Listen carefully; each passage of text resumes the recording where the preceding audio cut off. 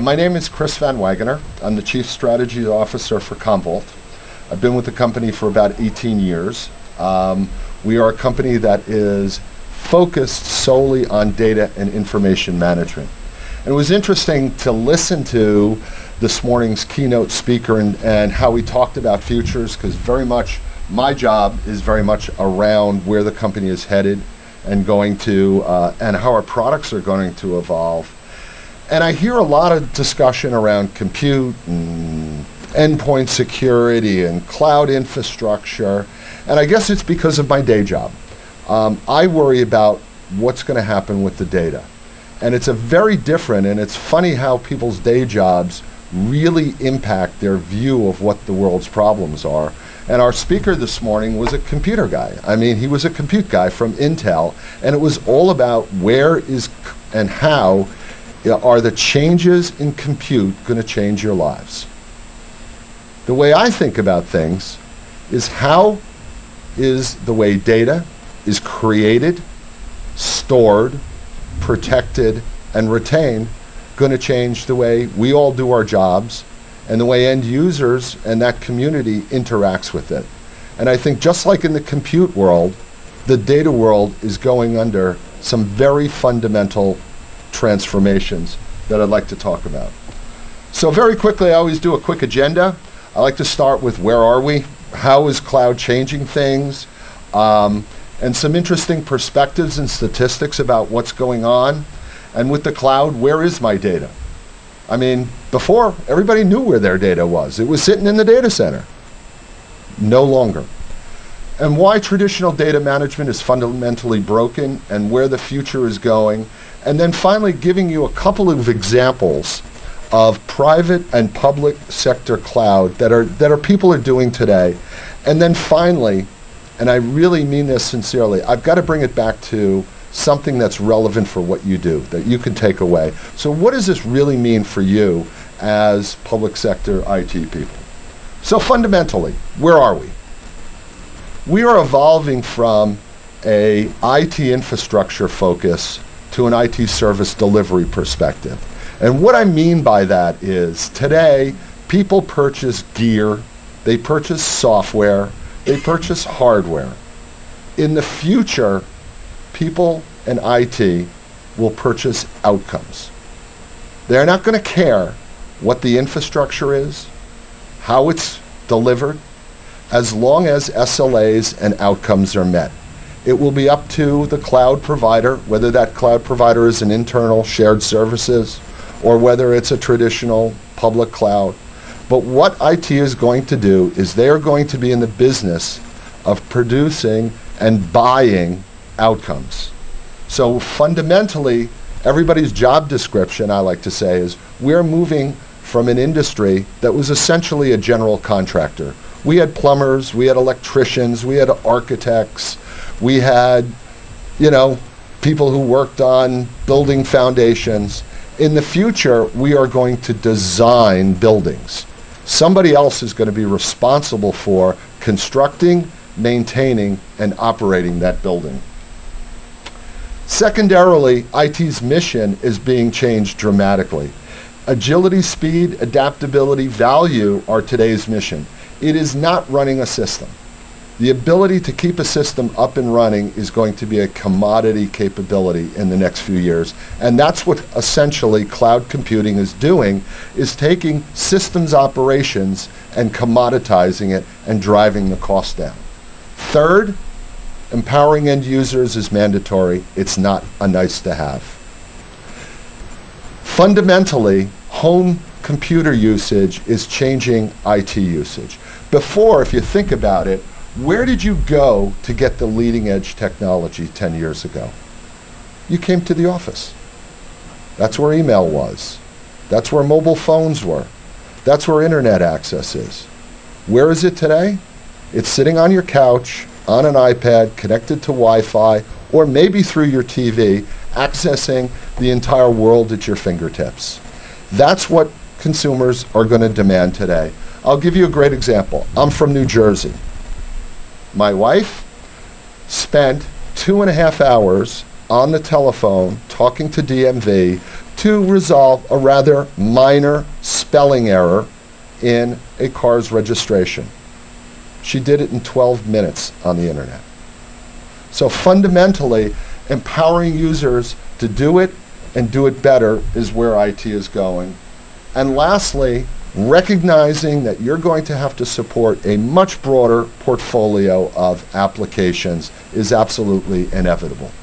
Your users are going to want to use Twitter, they're going to want to use Facebook, they're going to want to use all kinds of new tools to be able to interact with state and local government. And you're going to have to accommodate those ways because that's what they're going to want to do. So what is the cloud changing? It's changing everything data, from infrastructure complexity, where in the old days it was hundreds of nodes, to millions. Scale, we'll talk a little bit about what I call the terabyte to petabyte scale challenges. Operational window. My wife wanted to do her registration at 10:30 at night, not 9 to 5 when the DMV was open. And finally, virtualization is enabling people to stand up, pull down, move, change, shift services and compute at a moment's notice. On the user side, end user expectations are changing dramatically too. They want to be able to access information from any device, any location, and oh, by the way, just not the information you want to provide them, it's the information they want to provide. So whether it's mobile apps doing different things with information, and they want to do it on their schedule, not our schedule. So fundamentally, it's changing everything. The interesting part is end users create most of the information. Like our speakers this morning, we are spewing information out. And in fact, end users create about 70%, in round figures 68, according to IDC. But organizations are going to be responsible for 75% of its management. What does that mean? It means that data profiles are going to change. It means richer. So less Microsoft Office, more images, more text, more media files, more all kinds of different formats. The most interesting and I think fascinating piece is the individuality and the blurring of my data versus what's an organization's data. We deal with it every day at CommVault. Blogs, tweets, interactions with customers, forums. Who is that? Is that your information, your proprietary information, or is that organizational information that must be managed like everything else? And location. Today, fundamentally, we have smartphones. In the next 5 years, endpoint devices will change from access, essentially what you're doing is accessing information, to content creation. You hear rumors about the new iPhone, iPads, iPad minis having 68, 128 gigs of memory. I work under the assumption, very much like the speaker this morning, that compute is going to go to zero, both size and cost. The cost of storing data will go to free, and access will be unlimited. So if those were the parameters you're working under, what and how would you build and change for the future? And then lastly, another profile of data that's going to change is automation. If you think about it today, more and more information is being generated automatically by systems talking to another system, by video, by voice, and that is always going to increase. It's never. So whether it's a smart building, whether it's social information about people's behavior on websites, whatever that is, automated generation of information is going to increase. So what else does changes?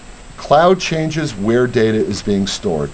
If you look at today, most of IT is delivered via legacy systems, legacy traditional fixed systems.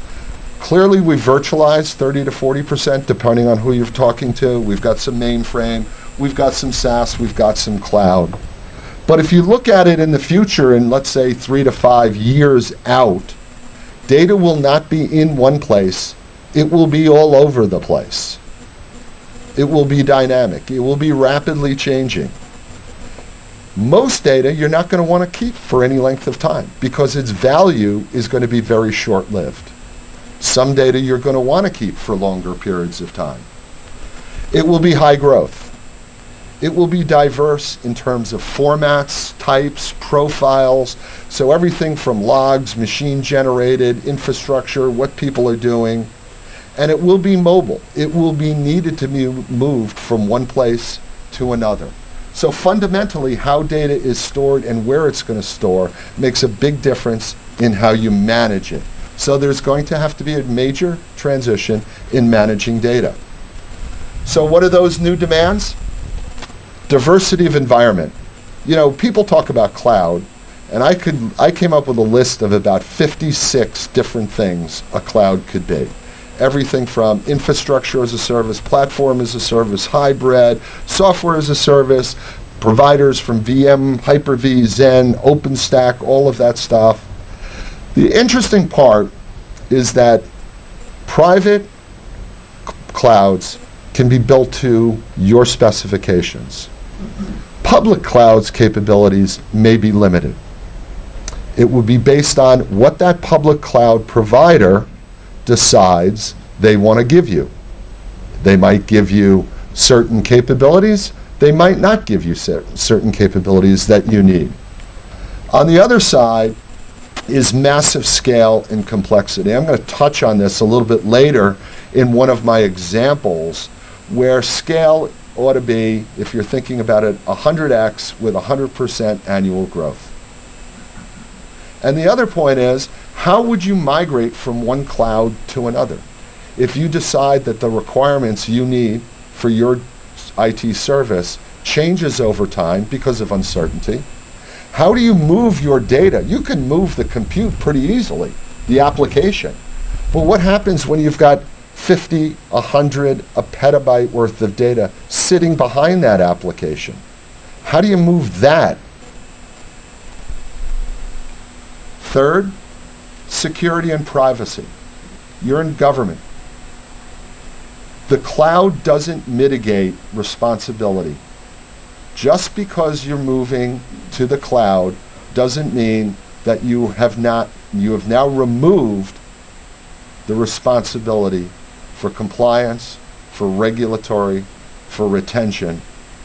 And multi-tenancy presents some entirely new privacy considerations. So let's say you're in Department of Justice, Health, any highly secure information department. You're in a cloud. That information is literally sitting on the same hard drive as somebody's pictures. How do you ensure that your data that is being shared in a multi-tenant environment up in the cloud is secure from some guy pulling a hard drive out of the back of an array and walking home with it? Why? 90% of information breaches do not come from the outside. They come from the inside. Most recently, as you know, big headlines across the country. City of San Francisco fired an administrator who locked down and password protected all the data and said, unless you meet my end of employment terms, you ain't getting the keys. So it isn't a fact that the cloud providers are going to be negligent. It's just the fact that something you've got to think about when your data is sitting next to some unrelated and could be potentially compromised in the back end. And then finally, access and collaboration. We hear a lot of it, but I believe that universal access to current and historical information will be the norm. Everybody will have access to all the information they are and should, by their rights and security, have access to. And you see that today with online storage, file sharing, collaboration, Dropbox, Box.net, all of these things popping up. And I want to cover that a little bit later because I think that's an important phenomenon that you've got to do. So let's look at legacy. In my world, 10 years ago, 5 years ago, a successful backup was the key objective. I mean, if you did the backup, your job was done, you went home. And really the big change was we moved from tape to dedupe disk because we wanted a little bit better reliability, a little bit better cost, and we only tested recovery when something was lost. We always assumed it's there. If we need it, we'll get it. DR? Well, that was a truck. We piled tapes in a truck and sent them off-site, and we figured the job was done. The tapes were somebody else, Iron Mountain, somewhere, out of that. And we rarely tested DR in any formal way, shape, or whatever. Thirdly, the bat phone. Users called the help desk to find lost and archived information. If they lost it, they called the help desk. It usually took days to recover if they could get it back at all. You know, I'll give you a great example of how things have changed. My CEO has lost his laptop 5 times in the past 10 years. You can imagine what's on a CEO's laptop. So the ability for him to get access to that information while the laptop is temporarily misplaced is important, but also the ability to go back and achieve those kinds of things and be protected. And then finally, the poor backup administrator only was called once the application was deployed or infrastructure was rolled out, and then invariably they would say, you know, Mary or Bob, it's your problem to protect it. I built this great application, now you just go protect it, you figure it out. And I've seen so many of those infrastructures being built and deployed, especially in the cloud arena because of its scale, that literally cannot be protected. They just can't. It's physically impossible. So why is traditional data management broken? Fundamentally, we grew up with individual products to do different jobs within IT. So we leverage individual products for each process and copy. Those assumed it would have unfettered access to the infrastructure. Why? Because those products were deployed within the data center. It didn't have to have any security rights because it was inside the protected zone. It required all the data copies to be managed locally. And finally, it provided only privileged IT users with access. So what did we end up with? We ended up with an infrastructure that looked like dozens of products, dozens of silos of data, each containing 15 plus copies of it. And I just did some recent math that on average, it cost you $88,000 per terabyte of production data to keep all of your availability, protection, and archive copies. So for every terabyte of data, it's costing you $88,000 in storage hardware alone. Couldn't calculate the people or the compute because it differs, but just $88,000. And we'll touch on how you can change that paradigm. So what's the future of data management? 1, new requirements for scale, performance, operations, efficiency, security, and access are really fundamentally driving organizations to comprehensively re-engineer their infrastructure to shared services model. It is the only way, like our speaker said this morning, about to get out from under that legacy ball and chain that all of us have to deal with. People are comprehensively re-engineering their environment to shared services model because it's the only architectural model that solves service delivery, data, information management, regulatory, and cost challenges. Building a more efficient infrastructure the way you've been doing it for the past 20 years can't get you to where everybody wants to go. You just can't drive enough cost out of it. There isn't enough automation. The utilization rates aren't high enough, so that fundamentally people have to re-architect to achieve their goals. So, how does data management change? You need to create one place for all things data. A single, efficient, open, virtual repository. And I use the word virtual because it is an important concept that you need to get. So no matter where your data lives, whether it's in remote offices, on mobile devices, in a data center, a private cloud, a virtual cloud that you're sharing with another department, or a public cloud or other shared services, all of the data needs to be accessible through that. And it needs to be open. If you remember the speaker, for those of you who were there, closed systems are destined to become obsolete. So your closed data management system won't be flexible, adaptable enough for the uncertainty of how things are going to evolve, the kinds of infrastructures and services you're going to build in the future. So it needs to be open enough to adapt to your third-party applications that maybe you haven't even thought of today that you're going to roll out in the next 3 to 5 years. It needs to talk standard protocols. So whether that's file, REST, HTTPS, it needs to talk standard protocols. And thirdly, it needs to be able to link into what I believe is an important, which is social and web data, because more and more of your applications might be running as a web application at some co-location that's outside, or maybe you develop something internally and you're saying, gee, you know what, it's working really well. Let's keep it in Microsoft Azure, or let's keep it with Terramark, or let's keep it with so-and-so after they've developed it. So it's got to be able to have hooks to be able to go over the internet.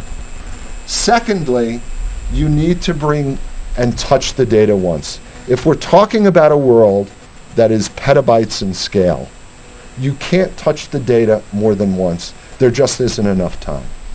It's got to be managed holistically, i.e., one copy of the data for availability, protection, retention, compliance, intelligence. Not 17, not 15, but one copy. And those copies need to be repurposed according to what your use is.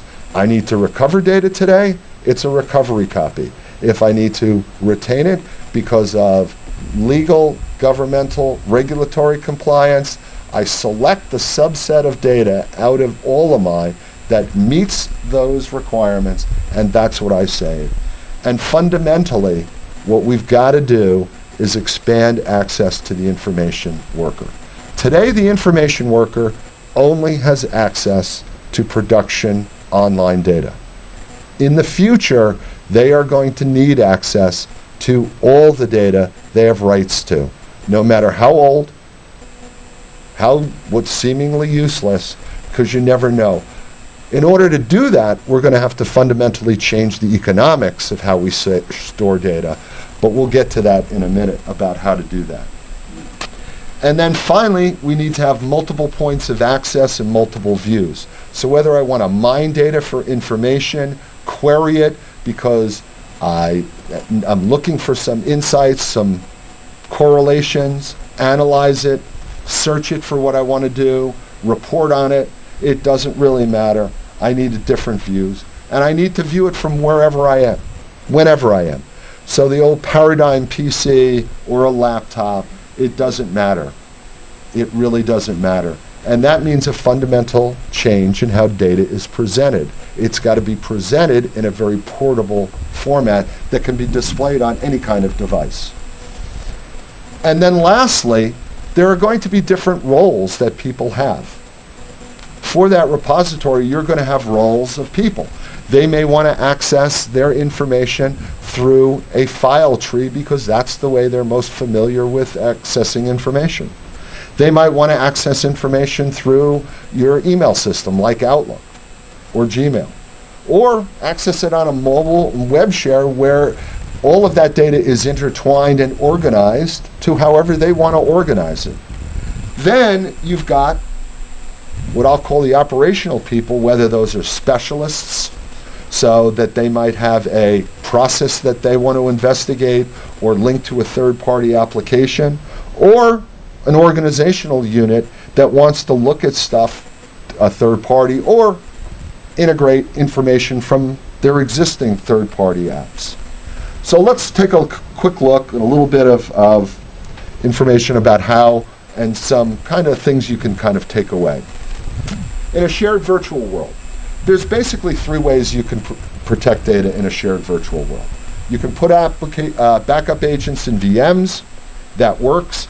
Probably your best bet to do that is when storage is presented to the VM directly, it's not shared, or when you've got an extremely large number of files in a VM.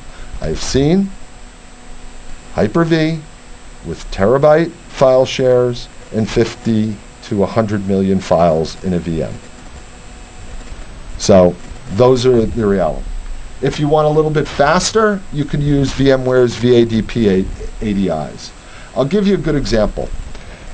To protect an average 80 gigabyte VM using VMware's API set, took about an hour and a half for the entire process to complete. Find the data, get a picture of it, move it, use change block tracking, and all of that. If you've got thousands and thousands of VMs in your environment, you can't do that. You don't have enough time. So another approach might be to do snapshot integration, where that hour and a half turns into 2.5 minutes. So there are technologies out there that will allow you to protect at scale, but they're not the technologies you're probably comfortable and familiar with using today. On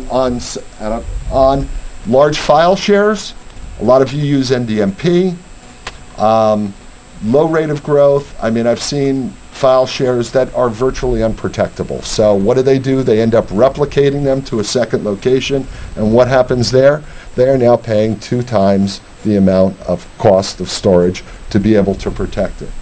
So other ways of doing it, to use modern snap and integrated protection strategies that allow you to get static or stale data off these file shares. When I talk to people, probably 70 to 80% of the information that is sitting on file shares is not accessed at all. Another 10% might get accessed in the next 30 days.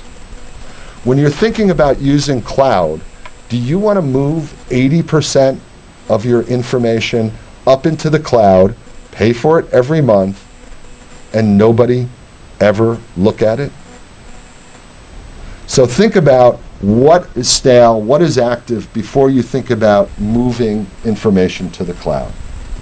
Some other considerations that you're going to have to think about in terms of private and public cloud are things like, and I talked about that, Chinese wall and multi-tenancy. So it's not only the security around the data, but also alerts, reporting, management, policies, so that the engine can actually operate on only the data it's supposed to and leave the rest of the data untouched. The other big change is self-service. I was walking around some of the vendor booths today, and more people are saying, well, the cloud it's all about operational automation and letting people kind of do it themselves. So those are the kinds of things you're going to have to ready for bringing your own device. Last piece is third-party API integration. To be able to have whatever process you have be able to be followed no matter what the platform is, no matter what the cloud vendor is, no matter what those things are.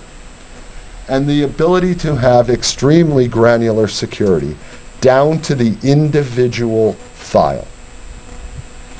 A drive, a client, an application, a virtual drive is not good enough.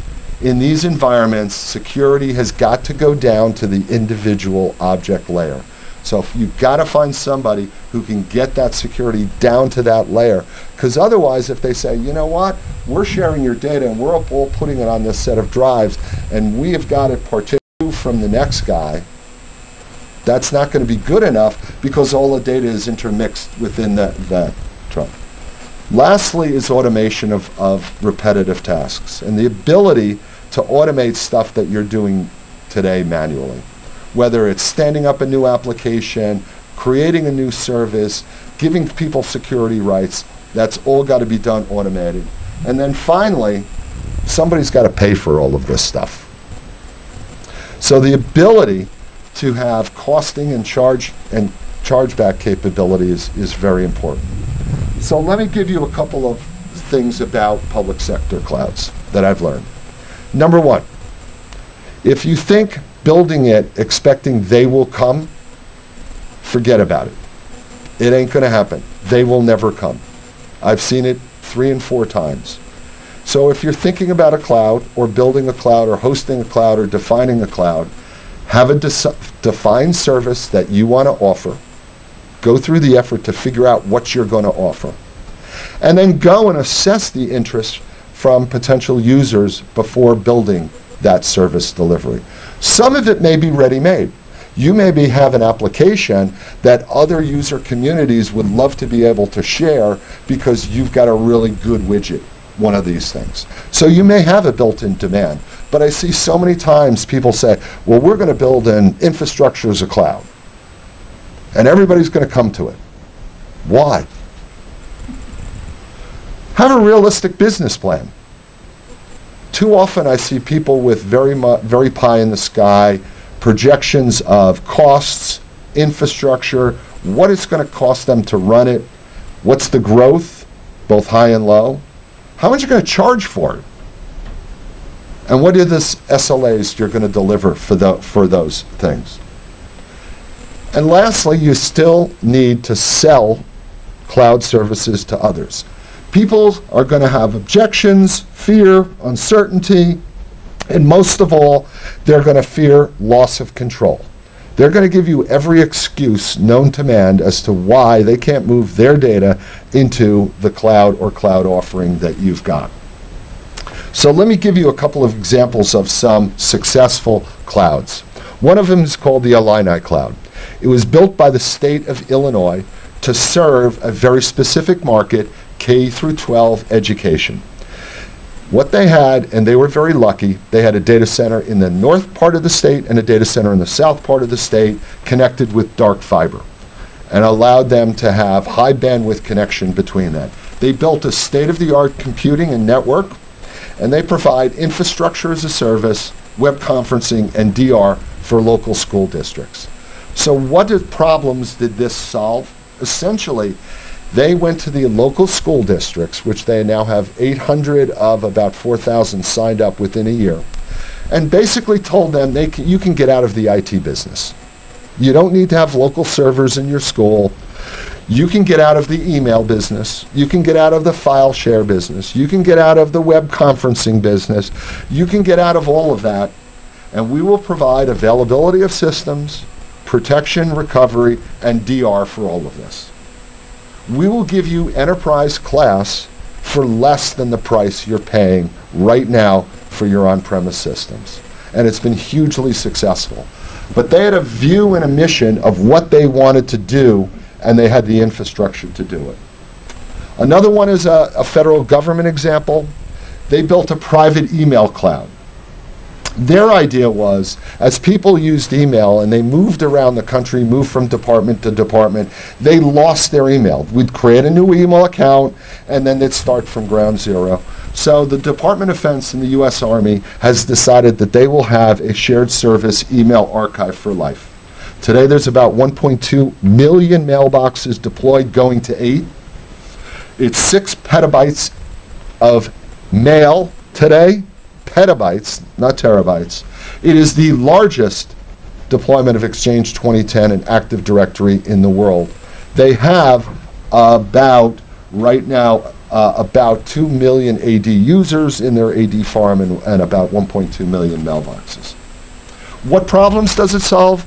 It gives their users lifetime access to email, no matter where they are, active duty or retired. It significantly lowered their operational cost. It gave them superior compliance and e-discovery, and they could now deliver an OpEx model instead of a CapEx model for email. The other one was a western state, very close to them. They did a consolidated file share, which saved millions. It talked about petabyte scale. Their idea was, we will have the data come to us. We will do a file share. But what we are going to do is we are going to archive off all of the stale and unchanging data. And essentially, using dedupe to the cloud, they basically cut their costs in half, saving over a 5-year period in the final out year of $7 million in just disk storage costs. So by coming at it a very innovative way and giving people access to archived information, they were able to cut their costs. So in summary, what does it mean from you? The cloud is not homogeneous. It's not one thing. So your optimal data strategy is not going to be either. It's going to have to be adaptable to virtual, physical, private, hybrid, infrastructure, platform, you name it. You should virtualize your data management strategy just like you're virtualizing your production environment. So you want to manage, protect, recover, archive, retain data where it resides. It's going to pile up too fast, too quickly, and you won't be able to move it to a central location. Number 3, you can't leave this protection and recovery to the cloud shared service provider. They may or may not meet your SLAs. And guess what? What are they going to do? Will you be happy when your SLAs are not met, and they send you back a small check? Will your boss be happy? Know what they are, make sure they're met, monitor them. Have a DR plan for your data and test it often. Moving to the cloud doesn't mean and doesn't eliminate bad things. Recent Amazon AWS, Netflix, out. They have the most redundant system in the world. If they can go out, your cloud provider can go out. So you better have a DR plan ready. And it's all about the user community.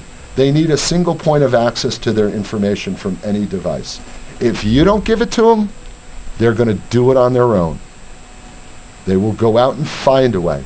So whether they're using Dropbox or NoteMaker or about a billion other apps that are available for Android and iPhone and all of that, they will find a way to do the job the way they wanted to do it. So you've got to meet their requirements.